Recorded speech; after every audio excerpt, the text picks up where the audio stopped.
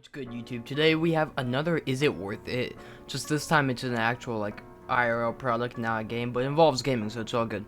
Anyways, if you read the title, this is 144 Hz monitor worth it?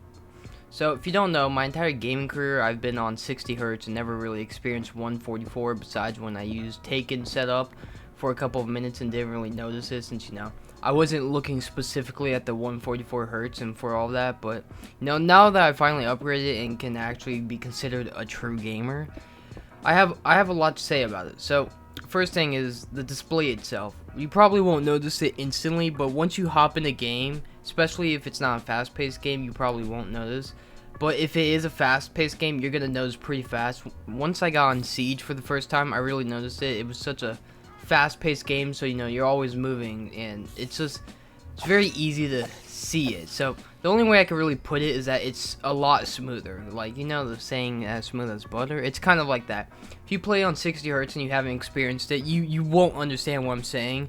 But I swear, once you get the monitor and use it, you'll notice it. It's kind of like more clear and like so when you're moving fast, like cranking 90s, you can't really make out much, but with 144 Hz you can make out it way better and know actually what's happening. So for example, if you're in an FPS and someone starts shooting you, you can whip onto them and know where they are, since you'll see them when turning more clearly and be able to target them faster, versus a 60 Hz where it'll be blurry and you wouldn't know where they were until it's probably too late.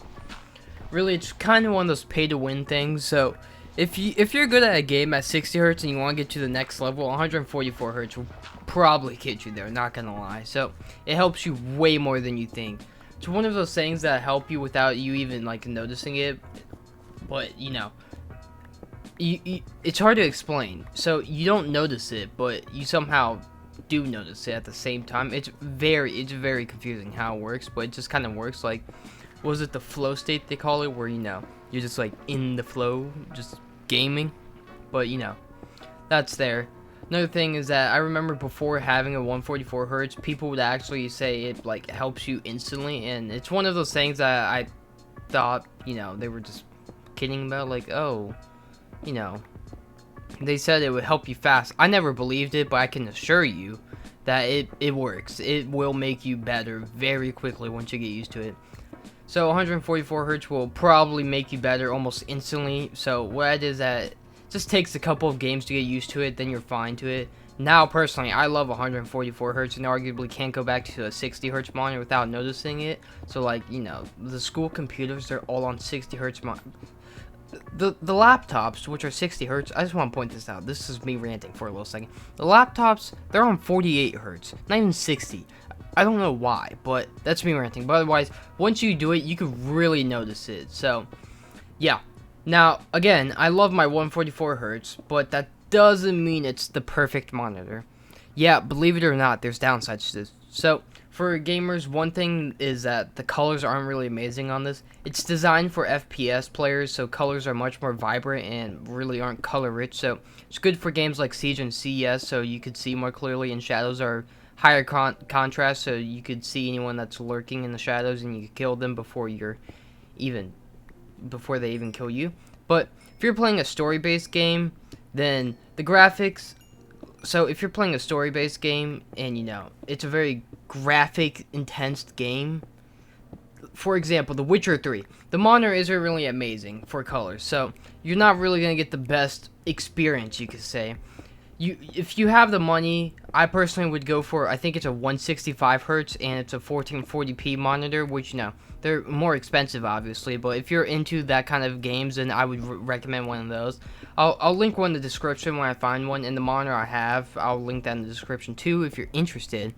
But anyways, these monitors aren't really great for games like that, story games, RPGs. But don't get me wrong, it's not awful to look at, since I do it and a lot of other people do it. But if you just want that deep experience and you normally play story games, I would go probably somewhere elsewhere. Also, there's some viewing problems with these panels that I've noticed. So if you're using a second monitor or something, so if you have two monitors, right, and you're using both 144 Hz, you'll notice that it'll be harder to look at. So one thing I noticed is that when you're at an angle, it's like it's hard to explain. It gets darker for it. It just dims in some way. I can't really explain it. Like, you know how when you have a laptop and you put it upside down or something, you can notice it get darker. It's kind of like that. So the viewing angles on it or something. So if you're using a second monitor, it's gonna be a little annoying to see that. So I would just use it mainly for your front face monitor that you're looking at straight on, so it looks nice. I also noticed this when I lean back in my chair. So like I have a DX Racer and you can lean all the way back with the little handlebar, and I forget what it is, but you can just lean back and it's like a miniature bed in a way. And I just noticed, you could see it pretty noticeably. Like I saw yesterday when watching, the new Wu-Tang, was it the Wu-Tang series on Hulu? Oh man, if you have not seen that, you should see that. But I've been noticing that. Another thing is that it's not really a deal breaker or anything. It's just a kind of annoying to set up 144 hertz. So I'll show you on like screen right now how to actually do it, since it's annoying. But otherwise, colors aren't great on this. So if you're a story player game or a content creator and you want the best colors, then this monitor probably is not right for you. So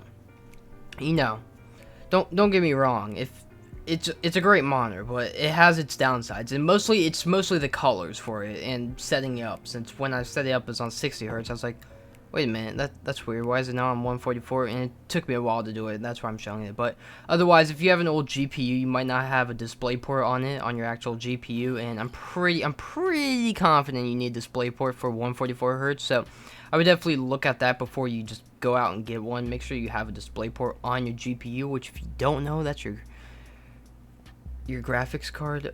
It would be the 1060, the 970, wherever you have. If you're into gaming and you're getting 144 hertz monitor, you know what GPU is. Anyway, besides that, everything else is really great for it. It's easier to see in games, and the quality of 1080p on this looks absolutely fine. It gets the job done very well. So in all, yes, if you're an FPS gamer and mostly play FPS games, then I would recommend this 100%. A 144 hertz monitor is amazing for those types of games.